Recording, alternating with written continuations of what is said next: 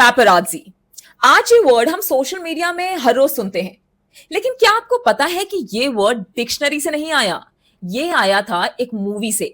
1960 में एक Italian director Federico Fellini ने एक फिल्म बनाई, ला डोल्चे वीटा। उसमें एक कैरेक्टर था, पैपराज़ो, एक अग्रेसिव फियरलेस फोटोग्राफर जो रोम की नाइट लाइफ में सेलिब्रिटीज का पीछा करता था, उनके प्राइवेट मोमेंट्स कैप्चर करता था और एक स्टोरी के लिए किसी भी हद तक जा सकता था। और ये कैरेक्टर सिर्फ इमेजिनेशन नहीं था, इसके पीछे इंस्पिरेशन था एक रियल सेलिब्रिटी फोटोग्राफर, टाजियो सेक्यूरोली, जो स्टार्स को चेस करने के लिए इतना फेमस था कि कई बार सड़कों पर सेलिब्रिटीज के साथ उसकी एक्चुअल फाइट्स भी हो जाती थी। फिल्म इतनी पॉपुलर हुई कि सिर्फ एक साल बाद टाइम मैगजीन ने paparazzi on the proud headline use किया और इन फोटोग्राफर्स को एक रेवेनस वुल्फ पैक की तरह डिस्क्राइब किया।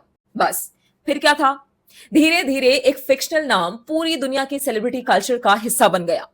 1980s तक पैपराजी सिर्फ एक मूवी रेफरेंस नहीं रहा, ये उन फोटोग्राफर्स की आइडेंटिटी बन गया जो सेलिब्रिटीज के अनफिल्टर्ड कैंडिड मोमेंट्स के लिए उनका पीछा करते थे। लेकिन यहां आता है सबसे इंटरेस्टिंग ट्विस्ट।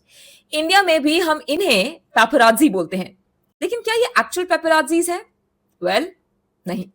वेस्ट में पेपराजी अक्सर उन सेलिब्रिटीज को चेस करते हैं जो मिलना नहीं चाहते, इसलिए उन्हें उनकी परमिशन के बिना चेस करके उनकी पिक्चर्स लेते हैं। लेकिन इंडिया में कई बार, मोस्टली हर बार, उल्टा होता है। सेलिब्रिटीज, उनके पीआर टीम्स या मैनेजर्स खुद फोटोग्राफर्स को इन्फॉर्म करते हैं कि स्टार्स कहां दिखाई देने वाले हैं। Airport looks, gym exits, restaurant appearances. इसलिए कभी कभी जो फोटो आपको कंप्लीटली रैंडम और कैंडिड लगती है, वो एक्चुअली एक प्लान्ड विजिबिलिटी का हिस्सा होती है। और आज इंडिया में सो कॉल्ड पेपराजी प्लेटफॉर्म्स के पास बड़े टीम्स होते हैं जो पीआरस, जिम्स, एयरपोर्ट्स और इंडस्ट्री कॉन्टैक्ट से अपडेट्स लेते हैं। रिपोर्ट्स के अकॉर्डिंग प्रमोशनल पोस्ट और लॉन्ग टर्म अरेंजमेंट्स के लिए सेलिब्रिटीज और उनकी टीम्स सिग्निफिकेंट अमाउंट्स स्पेंड करते हैं ताकि उनकी पब्लिक विजिबिलिटी बनी रहे। एक अर्ली इंडियन पैपराजी फोटोग्राफर ने एक बार कहा था, हम पहले आउटकास्ट थे, अब हम सिस्टम का हिस्सा हैं। और शायद इसी में सबसे बड़ी आयरनी छुपी हुई है।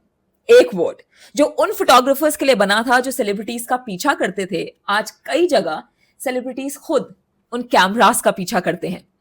What do you think about paparazzis and paparazzi culture? Do let me know in the comment section.